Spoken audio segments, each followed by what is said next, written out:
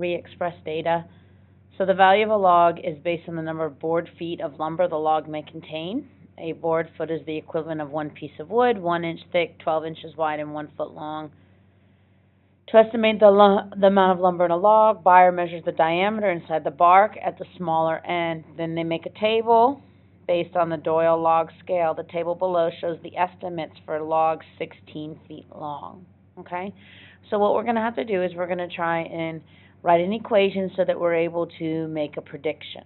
Okay, so the first thing we're going to do is we're going to put our diameter in L1 and our perimeter and our board feet in L2. So we have that there. Okay, and so now I'm going to turn my graph on. I need to make sure that I have my X is L1 and my Y is L2.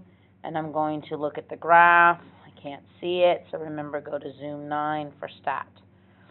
Okay, so it almost looks linear, but I do see a curve, and so we are going to have to try and re-express this. Some of you might have already recognized the pattern, which is great, but I'm going to try and go through the process to see what you have to do based on just the process of re-expressing. Okay, so I have my graph. I should run my stat calc 8. Make sure it's L1 and L2. Okay, and it's a pretty high R and R squared, but let's look at our residual plot, in which you have to do this several times. So my residual is always your X values and your resid. So I'm going to go get my resid name by hitting second list, and there it is. And graph, and I'm going to hit Zoom 9, and there it is, and that is not random, that is a distinct curve, so we know that the linear model that we just ran is not appropriate. So if you take out your handy little paper that says what it is, and so the one on the left is if it curves or to the bottom left, and I don't think that one does. I think this one curves pretty good in the middle. So it's recommending to do the log of both or just the square root, so the quadratic one. So I think that's the one we're going to start with. Okay, so it recommends to do the quadratic, so it was the square root of y hat is equal to a plus bx. Okay, so what we need to do is we need to take the square root of our x, of our y's. Oh, come on, focus.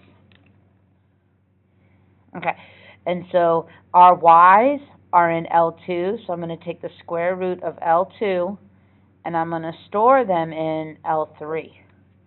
Okay, so I'm going to hit second square root, L2, hit the little stow button down here, stow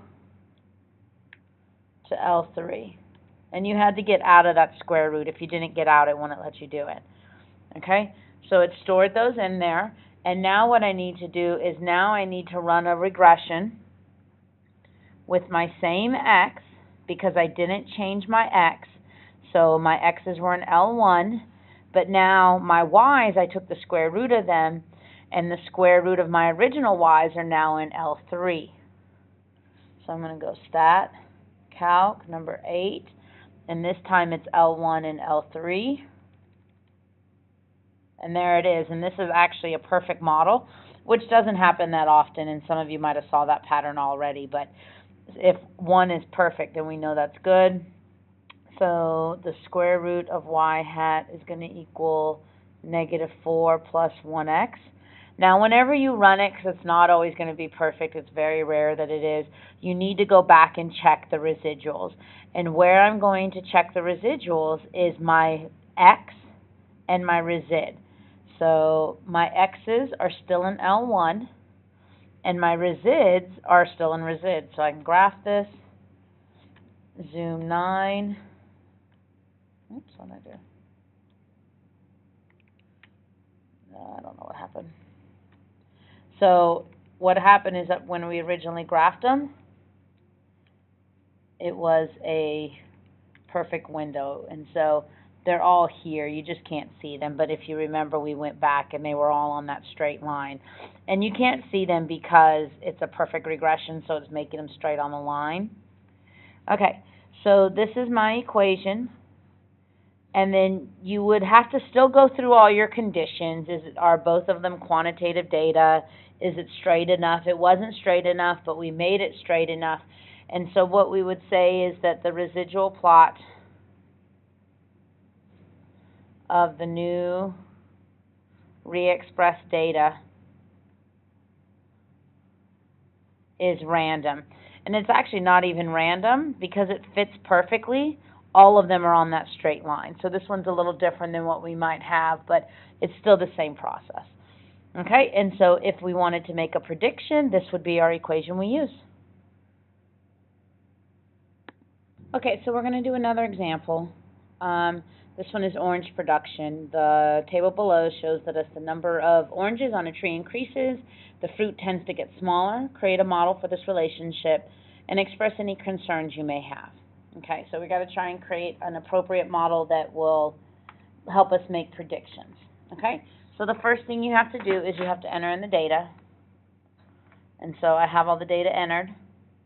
Okay, and so I'm going to run my linear regression, so stat calc 8, and make sure it's L1 and L2 because that's where we put our data. And so what I have is I have the prediction of y, and this is when it was just basic L1, L2, nothing done to either of them. Zoom out some. Okay, so y hat is equal to 0.599 minus. Now, here's something we haven't had a lot of problems with, but this E is the scientific notation. It's like saying 2.55 times 10 to the negative 4. So that's telling me I have to move this decimal 4 places. So it's 0.000256x. So that's the linear regression, and R is negative 0.993. Now that looks pretty good, and when I look at the graph, that graph kind of looks linear, but again, you can't tell until you check the residuals. So I've ran my regression, so now I'm going to go to my stat plot, and this time I'm going to do it with my residuals of L1. Remember, your residuals is always L1, where your x's are, and go get my residual. Hit graph. I can't see them, so zoom 9, and that's a distinct curve. Okay? So there's several places you could do. You can look at your yellow paper where I gave you the graph of all the different residuals. This one, I can't really tell where it's curved. It could be in the middle, or it could be to the left, or it could be to the right. It's kind of tricky on how to see. So there's a lot of options. It could be the power one, the quadratic, or the other power, the exponential, or the reciprocal. So I'm not 100% sure, so I'm going to look at my other information, this ladder of powers. And this ladder of powers, if you notice, it says the ratio of two quantities. Well, that's what the problem was looking at. Our L1s were the number of oranges per tree, and our L2s was the average weight per fruit. Those are quantities. It's the ratio of quantities. So I want to start there. So I'm going to try the negative 1 over y hat. Okay? So what I'm going to have to do is I'm going to have to store my y. So I'm going to do negative 1 divided by L2 and store them in L3.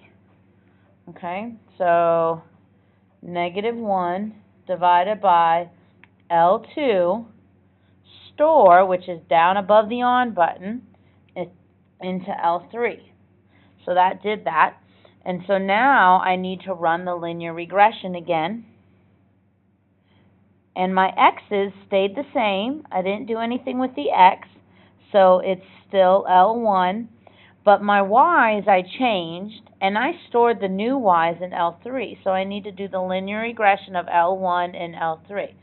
So I'm going to hit, focus up some, stat, calc number 8, and this time it's L1 and L3,